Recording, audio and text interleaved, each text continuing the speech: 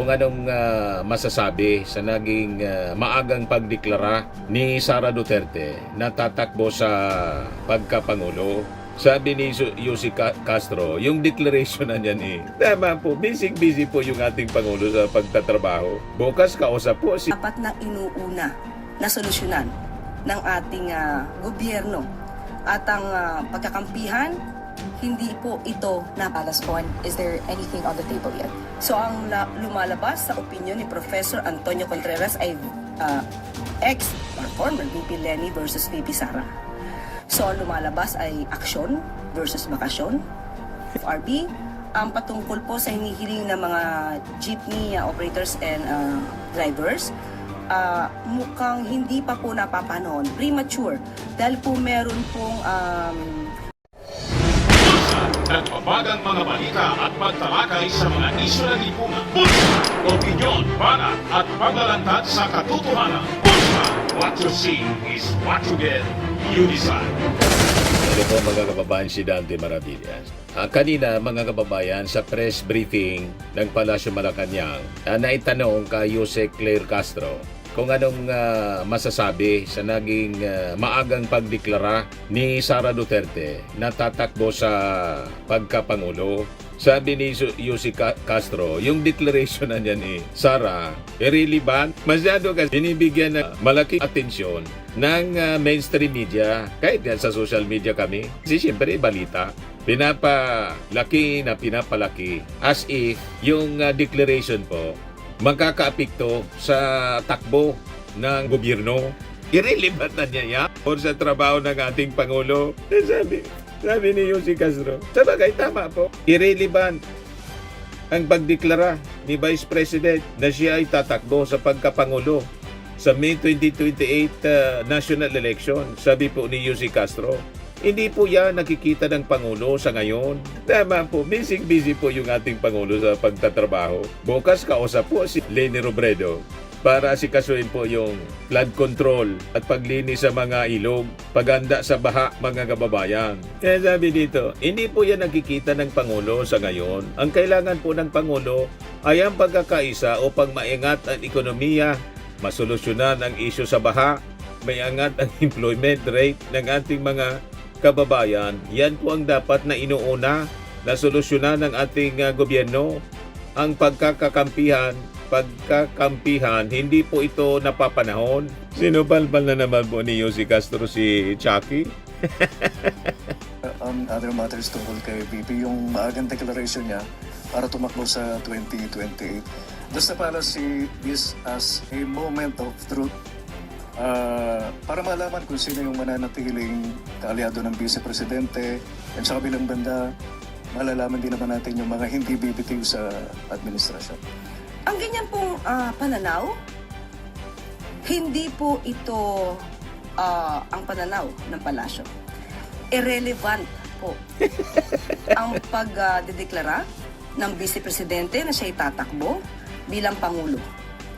Bakit irrelevant? Hindi po yan ang nakikita ng Pangulo sa ngayon dahil hindi po kinakailangan magwatak-watak Hindi pinapansin ang ko. Pilipino. Ang mga kababayan na po natin, lalo na po yung mga leaders at mga public servants, hindi po dapat nagkakampihan sa ngayon. Ang kailangan po ng Pangulo ay ang pagkakaisa upang maiangat ang ekonomiya, masolusyonan ang issue sa baha, maiangat ang employment rate ng ating mga Pilipino, ng ating mga kababayan. Yan po ang dapat na inuuna na solusyonan ng ating gobyerno. At ang pagkakampihan, hindi po ito napapanahon. So that's why it's irrelevant. Wala sa lang, Yusek. Para sa reaksyon sa patuloy na depensa ng Duterte kaugnay ng continuous claim that the ex-president was kidnapped. Tayo nga po yung lubhang nagtataka dahil patuloy nila itong ginagawang naratibo. At ang purpose lamang nito ay sirain at ibagsak ang imahe ng ating Pangulo. Dahil mismo si dating Pangulong Duterte ang nagsabi na siya ay willing magpa-aresto kapag nandiyan ang warrant of arrest. At ito nga po ay aking nakita sa isang news kung saan Philippines Duterte says he will accept arrest if ICC issues warrant. Ito ay may date na March 10, 2025 at itong salaysay na ito ay nakuha pa nung siya ay nasa Hong Kong. So alam niya na magkakaroon ng pagsisilbi ng warrant of arrest. At ito pa ang sinabi niya, and I quote, assuming it's, referring to warrant, assuming it's true, why did I do it? For myself, for my family, for you and your children, and for our nation. If it is truly my faith in life, it's okay.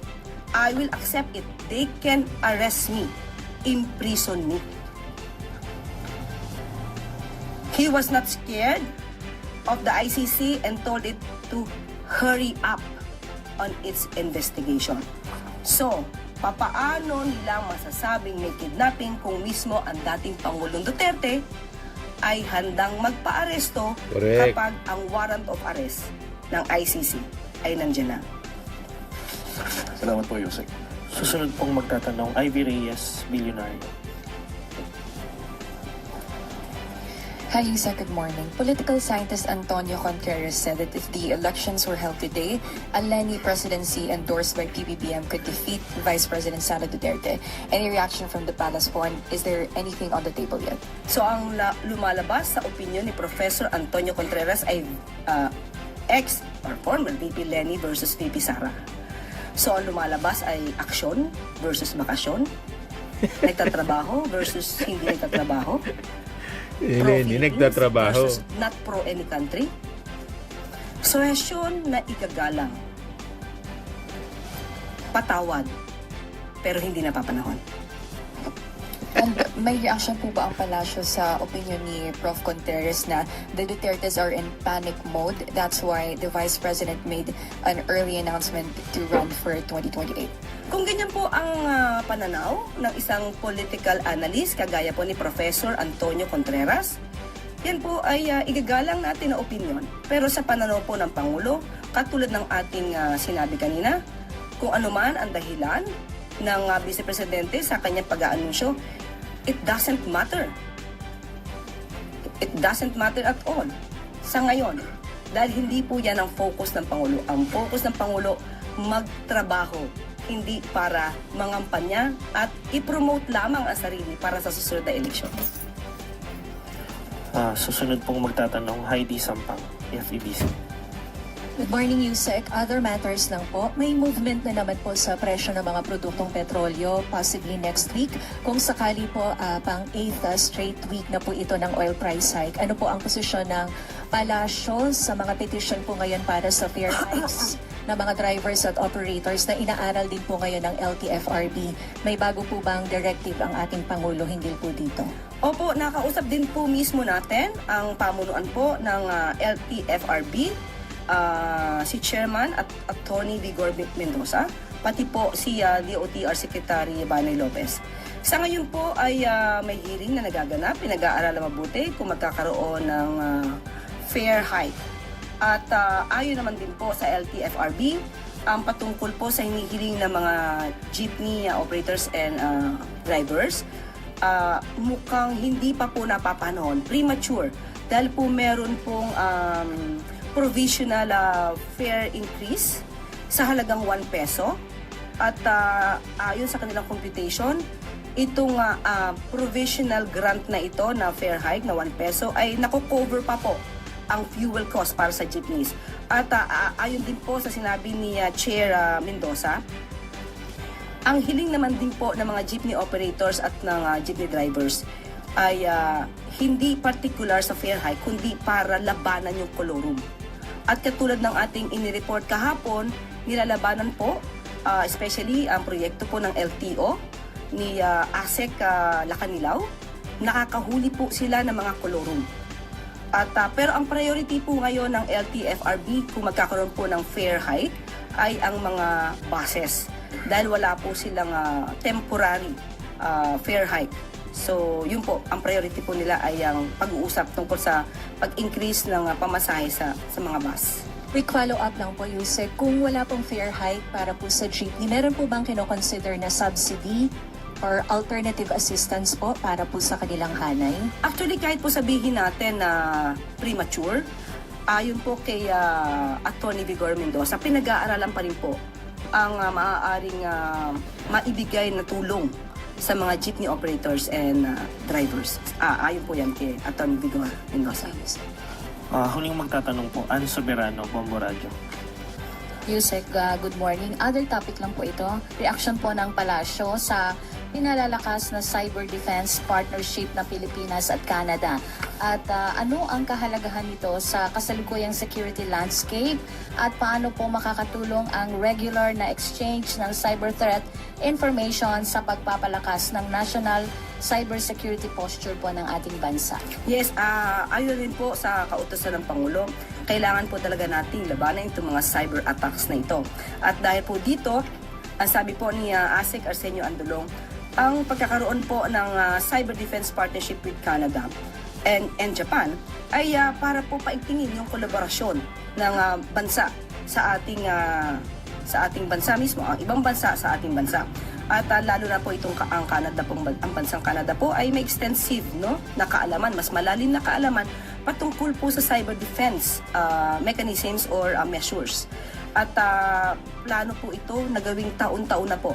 At yung mga cyber security threats na kanilang tututukan, akin pong babanggitin, nandito po ang state-sponsored attacks and espionage, foreign interference and misinformation, ransomware and data breaches, critical infrastructure protection, talent and infrastructure gaps. So, evolving po kasi yung mga cyber threats. So, kaya dapat patuloy po na nagbibigayan, nagpapalitan ng kaalaman para po mas maproteksyonan ang bansa sa mga cyber attacks na tulad nito. So, ibig Kaya galit sa ating Pangulo ang China. Pinapalakas mga kababayan ng ating defense, pati sa cyber defense. Ngayon ang gawain, cyber attacks, state-sponsored, yung China mismo. O ngayon, naitanong din yung kalagayan status ngayon ng ICI, yung investigation sa flood control, mga kababayan, na talakay din. Tanong kay Jose Castro, kumusta na ba? Kasi lagi yun ang sinasabi. Ano na niya yung mga investigasyon laban sa flood control scandal? Ito po, mga kababayan, balikan natin si Jose Castro. Panayam si ICI Chairman Andres Reyes at sinabi niya, the ICI will fight to the very end if allowed. At sinabi din po niya, they could have done more if the commission had members. Hindi ba para naghihintayan, Yusek, ang ICI at ang Pangulo? Sabi niyo kasi, sabi ng Pangulo, the ICI is an independent commission. It's up to them if they want to continue and the President will support that decision. Ang sinasabi naman ni Justice Reyes ngayon, they are willing to fight if allowed. Yes, kaya nga po, sila yung nag-submit na ng kanilang report at kung ano po ang magiging desisyon po ng Pangulo dito, kung dapat na po bang ituloy o hindi, dapat po silang magpatuloy sa kanilang pagtatrabaho. Hintayin na lamang po natin ang magiging anunsyo ng Pangulo. Pero sa ngayon po, wala pong pagpipigil, patuloy pa rin po ang pagtatrabaho ng ICI. But has there been a meeting already between the ICI and the President? Sa ngayon po, sa ating pagkakaalam ay wala pa po sa ngayon. At ang report po na to ay nabasa na po at pinag-aaralan mabuti kung ano po ang susunod na hakbang. Sa tingin ba ng Pangulo, Yusek, the ICI has already accomplished its mission as envisioned when the President issued EO 94? Wala pa po tayo masasagot patungkol po dyan dahil patuloy po yung pag-aaral sa ginawang report po ng ICI. Thank you. Naman po, Firmax Swelling and Lifting Cream, pinapahid po sa mga pulses in affected area. Mainam po sa paninigas ng mga kaso-kasuan. Ito naman po, Automax Radiant Serum. Sa mukha naman yung application, anti-aging po siya. You will look 10 years younger than your age. Sa mga cancer patients naman po, baka lang gusto ninyo itong itry. Neng siya red mixed fruit drink.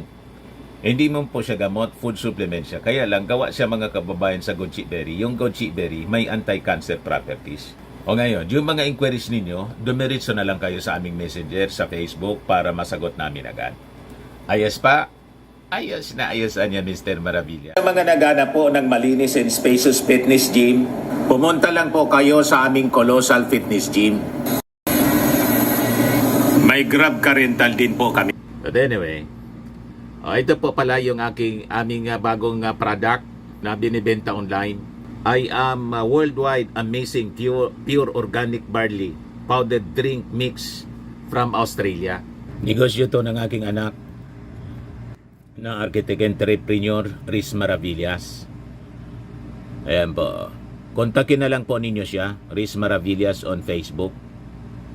Ang mga health benefits niya, boost immunity, improves digestion, enhance energy levels, packed with antioxidants, prevent cancer. Ito naman po yung bago naming product na binibenta online. Eye Glow Serum, whitening po siya. Tingnan ninyo yung epekto sa aking anak na architect before and now. Yung mga inquiries po ninyo, dumiretso na lang kayo sa kanyang Facebook account, Riz Maravillas.